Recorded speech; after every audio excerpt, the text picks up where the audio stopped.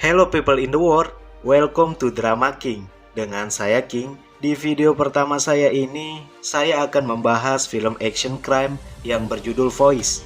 Tanpa banyak basa-basi di awal, kita masuk ke alur ceritanya.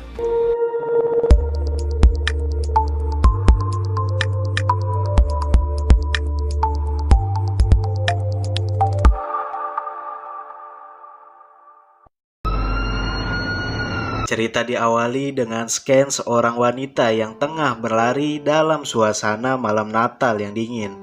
Dengan wajah yang penuh memar dan rambut yang berantakan, ia berlari di antara jalan gang yang sepi.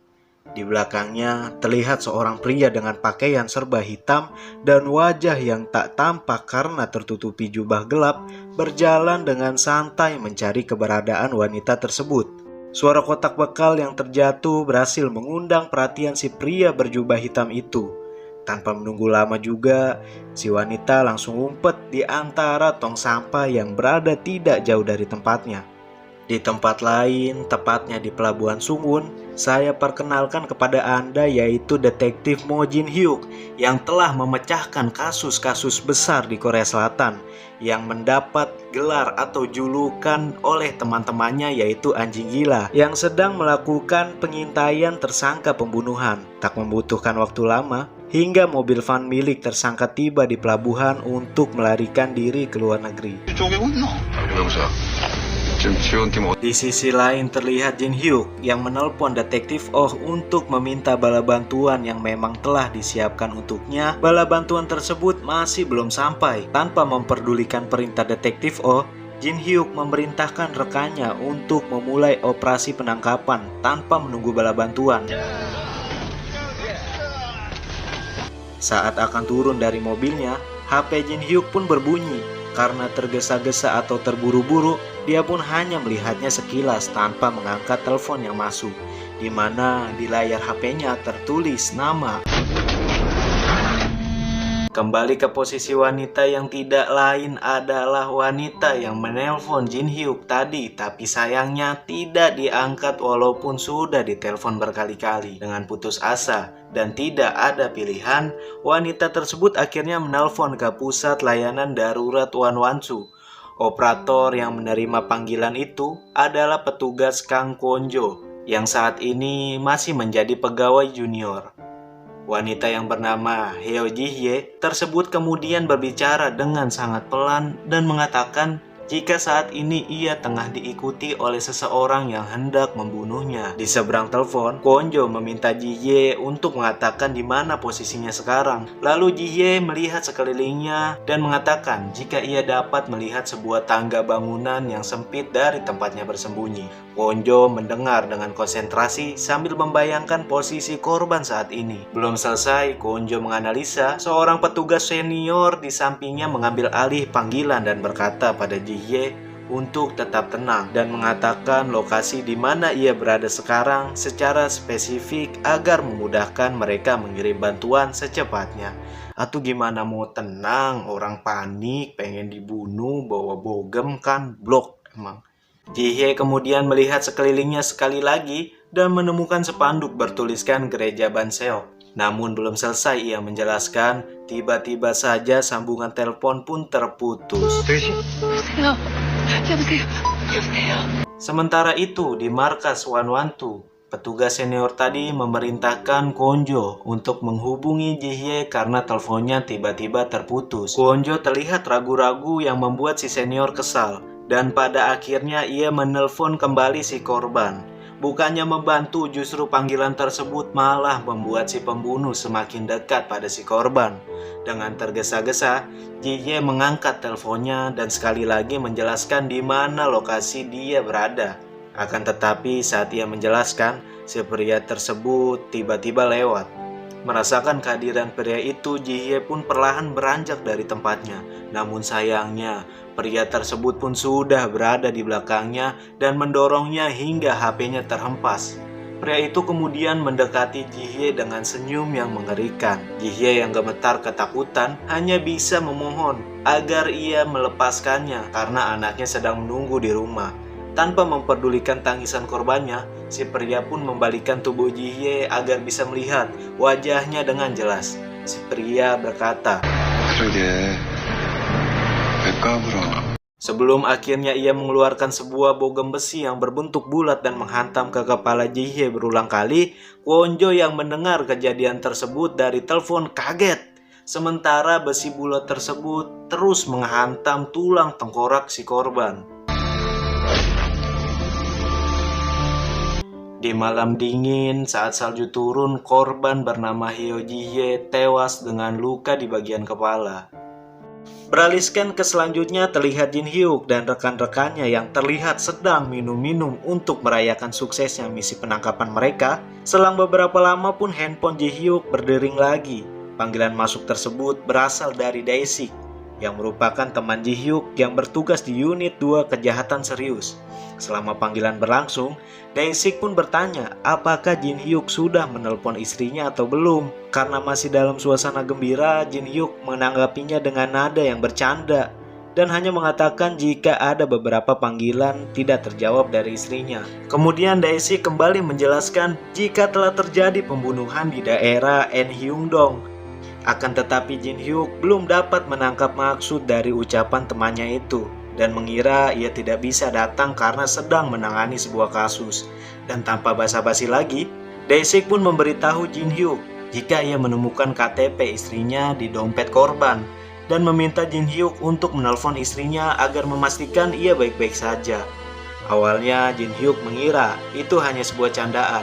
Namun saat Dae-sik mengatakan jika wajah korban rusak parah dan tidak bisa dikenali lagi, Jin Hyuk pun langsung OTW mencoba untuk menelpon istrinya. Wajah Jin Hyuk mulai berubah khawatir saat panggilannya tidak diangkat oleh istrinya. Dalam keadaan mabuk, Jin Hyuk pun bergegas OTW ke TKP yang dimana mayat Ji-hye ditemukan. Ia pun menerobos garis polisi dan menemukan bekal yang dibawa istrinya yang jatuh berserakan. Dengan langkah yang gontai, ia mendekati mayat tersebut dan melihat tangannya yang memakai gelang seperti Ji-hye. Dan dengan sisi wajahnya yang familiar, Jin Hyuk pun baru percaya jika istrinya telah menjadi korban pembunuhan. Berita mengenai meninggalnya istrinya Mo Jin Hyuk mulai disiarkan, di mana Mo Jin Hyuk adalah detektif yang bertugas di unit 1 kejahatan serius.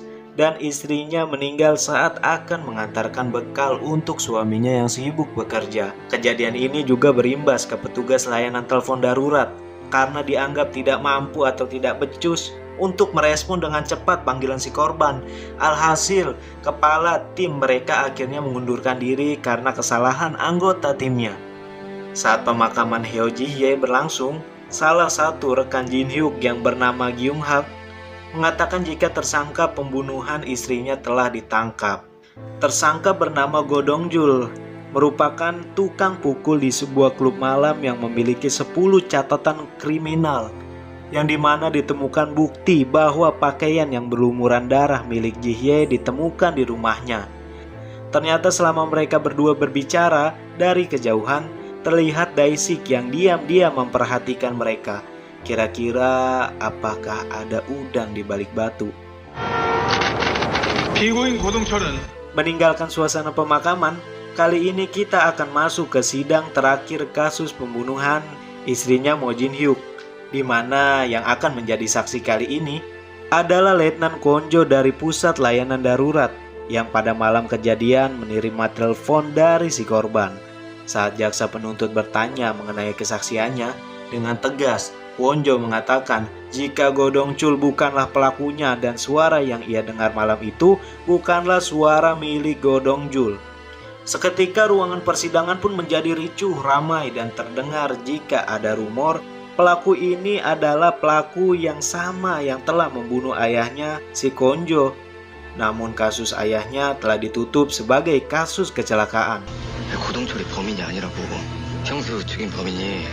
Kwon-jo kembali bersaksi jika suara pelaku dan terdakwa berbeda dan mengatakan bahwa ia memiliki bukti rekaman di mana pelaku berbicara dengan ayahnya yang saat itu sedang berpatroli di tempat kejadian. Tepat setelah membunuh Ji-hye, istrinya Mo Jin Hyuk, pelaku kemudian membunuh ayahnya Kang Gonjo. Ia pun bersaksi jika pelaku berumur sekitar 30 tahunan dan suaranya lebih rendah dari terdakwa, di mana Gonjo juga bisa mendengar suara gemertak dari rahangnya. Akibat dari kesaksian Gonjo, akhirnya tersangka kemudian dibebaskan karena tidak cocoknya bukti dan kesaksian atas kasus tersebut.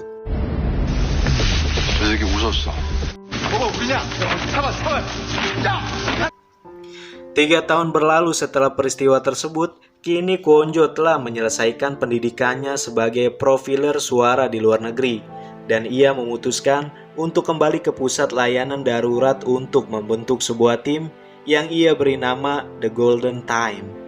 Gonjo bukan seorang profiler biasa. Ia memiliki kemampuan untuk melihat dunia bukan hanya dari matanya. Ia memiliki bakat istimewa melihat kejadian dimanapun itu hanya dengan menganalisis suara yang ia dengarkan, yang dikenal sebagai ahli voice profiler. Bakat ini ia dapatkan setelah kecelakaan yang menimpanya saat berusia 20 tahun, di mana kebutaannya sementara yang dialaminya membuat indera pendengarannya menjadi lebih tajam.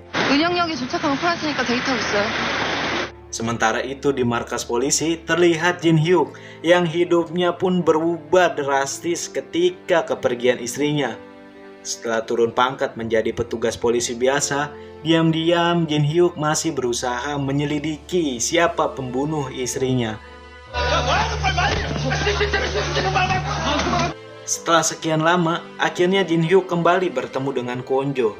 Ia langsung mengatakan Gonjo sebagai orang yang tidak tahu malu setelah menerima suap dan berani kembali lagi ke sini. Di tengah pertengkaran mereka, Gonjo meminta Jin Hyuk untuk menjadi pemimpin untuk tim Golden Time yang ia bentuk. Akan tetapi karena sudah terlanjur benci, murka, marah kepada Kang Gonjo, Jin Hyuk menolak mentah-mentah tawaran tersebut. 맘대로 생각하시죠. 욕을 하든 저주를 하든 어차피. Sebuah panggilan darurat pun masuk yang kemudian menghentikan pembicaraan mereka, di mana terdapat seorang korban yang menelpon dan mengatakan jika dirinya sedang diculik oleh seorang psikopat. Berdasarkan keterangan, korban bernama Kim Bok Nim berusia 17 tahun. Ia bertemu dengan pelaku di aplikasi kencan yang berjanji akan memberikan $100 kalau ia mau bertemu dengan pelaku.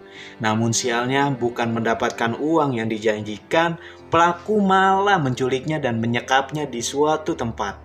Setelah melacak pakai GPS dan menemukan lokasi korban yang berada di sebuah area pembangunan di mana terdapat pasir dan batu bata. Di tempat kejadian, Bok Nim mencoba untuk melempar sebuah kerikil keluar jendela yang membuat pelaku berpikir jika korbannya telah melarikan diri. Tanpa menunggu lama lagi, Gonjo kemudian memerintahkan polisi yang berpatroli dekat dengan lokasi korban untuk segera meluncur ke TKP. Kebetulan sekali tim Jin Hyuk yang berada paling dekat langsung berangkat secepat mungkin. Dari sambungan telepon tersebut, Gonjo menjelaskan jika pelaku bukanlah orang cabul biasa. Menurut analisanya, kasus ini lebih dari sekedar kasus penculikan dan pemerkosaan, karena pelaku juga membawa banyak pisau dan lapisan plastik. 5 menit setelah insiden berlalu dan tim Jin Hyuk masih mencari lokasi tepatnya korban berada, Jin Hyuk mengatakan kalau lokasi korban saat ini ada di pusat penitipan anak yang dindingnya berwarna cat warna-warni. Namun, Gonjo mengatakan berdasarkan analisanya dan pengakuan korban, lokasinya terdapat sebuah papan nama LED. Sementara Jin Hyuk dengan pendiriannya sudah sampai di pusat penitipan anak, dan tidak jauh dari sana, kita bisa melihat tempat cukur rambut dengan papan nama LED berputar-putar dengan warna-warni. Gonjo pun fokus menganalisa suara lewat panggilan lokasi Jin Hyuk. Di TKP, pelaku membawa sebuah tas dan mencari Bok Nim ke seluruh ruangan. Pelaku yang awalnya tidak menyadari Bok Nim yang bersembunyi di balik pintu, akhirnya melihat gantungan kunci milik Bok Nim yang terjatuh. Bok Nim yang masih bersambung dengan panggilan 112 tiba-tiba teringat jika pelaku bukan membawa sebuah tas, melainkan sebuah tongkat kayu dan ujungnya besi yang kita tahu itu adalah palu. Setelah menganalisa, Kwonjo kemudian menyuruh Boknim untuk segera keluar dari sana. Karena pelaku bukanlah orang-orang yang melakukan pelecehan terhadap anak-anak, melainkan ia seorang pembunuh. Boknim yang segera keluar dari sana merasakan seseorang yang memegang pundaknya dan berkata, dan akhirnya ia pun diseret paksa dengan HP-nya yang jatuh ke lantai. Sementara itu, Jin Hyuk yang ternyata salah tempat harus memutar balik lagi dari sambungan telepon Kwonjo mengatakan jika korban telah disiksa oleh pelaku. Kembali ke TKP, di mana pelaku tengah memilih pisau yang akan ia gunakan untuk mengeksekusi. Kwonjo pun akhirnya teringat akan suara yang ia tangkap dan memberitahu Jin Hyuk lokasinya berada di sebuah tempat cukur rambut. Jin Hyuk yang sempat meragukan perkataan Kwonjo memilih untuk percaya dan melesat menuju lokasi yang dimaksud oleh si Kwonjo tersebut. Namun saat berhasil memecahkan kaca untuk menerobos masuk, Jin Hyuk melihat di mana sang korban memohon untuk tidak dibunuh saat pelaku mengacungkan palu ke kepalanya korban. Semua orang yang berada di markas 112 menunggu dengan cemas, sementara Boknim berusaha untuk terus menghindar dari serangan pelaku dengan cara melempar barang-barang yang ada di sekitarnya. Perbuatan tersebut ternyata malah membuat si pelaku murka, dan dalam sekejap ia berhasil menangkap Boknim dengan menjambak rambutnya dan menamparnya berkali-kali hingga lemas. Si pelaku pun mulai kembali mengambil palunya dan bersiap menghantam kepala Boknim yang sudah terkapar lemas. Sementara itu, Jin Hyuk yang sudah berhasil membuka pintu masuk kemudian berlari sekuat tenaga menaiki tangga menuju ke sumber suara di atas. Begitu palu diayunkan, syukur saja Jin Hyuk datang tepat waktu sebelum palu tersebut menghantam kepala Boknim. Jin Hyuk dengan emosi yang sudah ditahannya sejak dari tadi kemudian masuk dan menendang si pelaku hingga menghantam dinding di belakangnya. Sementara Jin Hyuk menghampiri Boknim untuk menanyakan keadaannya. Di sanalah pelaku kembali mengayunkan palunya ke arah mereka berdua. Tidak tinggal diam, Jin Hyuk kembali menendang si pelaku hingga menabrak tembok dan menghantam kepalanya ke arah kaca yang tergantung di tembok. Melihat kondisi Boknim yang sudah lemas, Jin Hyuk kemudian berteriak menyuruh Boknim keluar dari tempat tersebut. Setelah memastikan kalau Boknim sudah keluar dengan selamat, Kwonjo kemudian memerintahkan semua petugas yang ada di dekat TKP untuk membantu Jin Hyuk mengamankan pelaku. Sementara itu, Boknim berhasil keluar dari bangunan keramat tersebut. Syukurlah ada petugas polisi yang menghampiri Boknim dan membawanya masuk ke dalam sebuah ambulan, yang artinya misi penyelamatan yang dilakukan oleh tim Golden Time telah berhasil. Scan kembali menampilkan di mana akhirnya pelaku berhasil lepas dari Jin Hyuk dan mulai menyerang dengan palu di tangannya. Dan disinilah terjadi baku hantam antara detektif Mo Jin Hyuk versus psikopat cabul.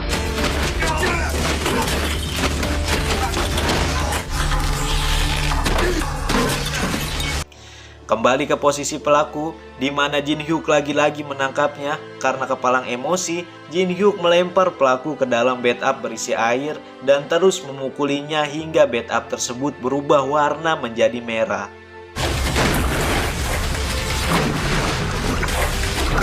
Belum puas menyiksanya, kini Jin Hyuk melihat isi tas yang dibawa pelaku. Setelah membongkar isi tas, Jin Hyuk kemudian melihat palu yang tergeletak di sebelahnya. Tanpa menunggu lama, ia mengambil palu tersebut dan mendekati si pelaku yang tergeletak pingsan di dalam bathtub. Kwonjo yang mendengar kejadian tersebut berusaha menghentikan Jin Hyuk dengan membuatnya sadar kalau yang ia lakukan ini tidaklah benar. Jin Hyuk kembali melihat si pelaku sambil membayangkan bagaimana pelaku pembunuhan istrinya mengangkat senjata dan membunuhnya. Tanpa diduga, Jin Hyuk mengayunkan palunya, namun bukan ke arah pelaku melainkan ke lantai di sampingnya. Beberapa saat kemudian, para polisi India datang dan memastikan kalau Jin Hyuk baik-baik saja dan pelaku telah ditangkap. Dengan demikian, Kwonjo melepas earphone-nya dan kasus kali ini telah berhasil diselesaikan.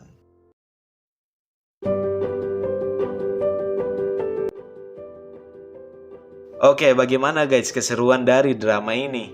Ini sebenarnya gabungan dari episode 2. Saya ambil sedikit aja supaya lengkap gitu ke ceritanya. Jadi tiap episode itu di drama ini dijamin seru-seru. Makanya saya semangat juga. Semoga kalian terhibur dengan video saya ini ya. Nah, maka dari itu coba dipencet dulu itu tombol subscribe-nya supaya nggak ketinggalan tuh episode-episode dari drama ini. Saya King, saya pamit dulu. Jangan lupa pencet tombol subscribe-nya.